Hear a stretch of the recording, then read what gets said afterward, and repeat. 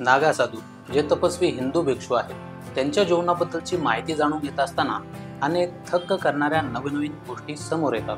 मग त्यांची दीक्षा घेण्याची खडतर परीक्षा असेल, हिमालयासारख्या 0°C तापमानात निर्वस्त्र राहणं असेल किंवा जिवंतपणे स्वतःचं पिंडदान करणं असेल, या सर्व गोष्टी ऐकून अवाक व्हायला होते.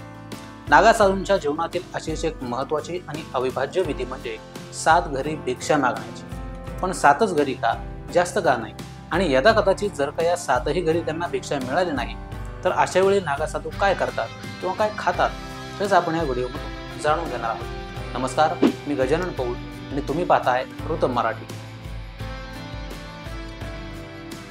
प्रामुख्याने नागा साधू कुंभमेळ्याच्या काळात दिसून येतात. इतर वेळी ते कुठं राहतात, काय करतात हे जाणून घेण्याचं अनेकांच्या मनात कुतूहल असतं. पण या साधूंना नागा साधू हे नाव कसं पडलं, याचा अर्थ नेमका काय होतो?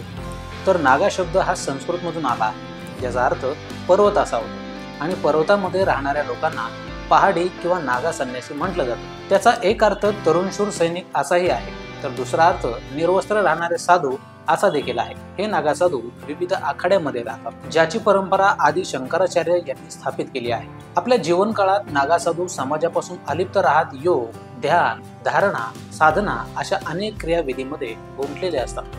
कुंभमेळा आणि इतर धार्मिक प्रसंगी पारंपरिक विधीचा भाग म्हणून नागा साधूंना भिक्षाही मागावी लागते. मात्र या भिक्षा मागण्याच्या क्रियेत काही नियम आहेत, ज्याचं पालन करणं प्रत्येक नागा साधूला बंधनकारक असतं. तो नियम म्हणजे एका नागा साधूला एका दिवशी फक्त 7 घरामध्येच भिक्षा मागण्याचा अधिकार आहे, आणि जर या 7ही घरी भिक्षा मिळाली नाही तर ते स्वेच्छेने उपाशी राहतात, आणि जर का अन्न मिळालं तर ते दिवसभर एकदाच जेवतात. बहुतेक नागा साधू उत्तराखंड, हिमाचल प्रदेश आणि गुजरातमधील जुनागडमधील गुहामध्ये राहतात. मात्र ते एकाच ठिकाणी फार काळ राहत नाही. ते नेहमी एका ठिकाणाहून दुसऱ्या ठिकाणी स्थलांतर करत असतात. सामान्यतः नागा साधू पुरुषच असतात, पण आता महिला देखील नागा साधूही बनत आहेत. जंगलात राहणारे आणि भगवान शंकराच्या भक्तिरसात तल्लीन झालेले हे नागा साधू औषधी वनस्पती आणि कंदमुळं खातात. काही नागा साधू तर वर्षानुवर्षे घनदाट जंगलात करतात, त्यात त्यांचं संपूर्ण आयुष्य निघून जातं. एकूणच नागा साधूंचं संपूर्ण जीवन आध्यात्मिक साधनेला समर्पित असून त्यांचं जीवन हा आध्यात्मिक शोधाचा एक गहन प्रवास आहे. त्यांच्या जीवन पद्धतीत कठोरता असूनही ते भौतिक जगाच्या पलीकडे जाण्यासाठी आणि आध्यात्मिक ज्ञान प्राप्त करण्यासाठी या पद्धतीचं पालन करत असतात.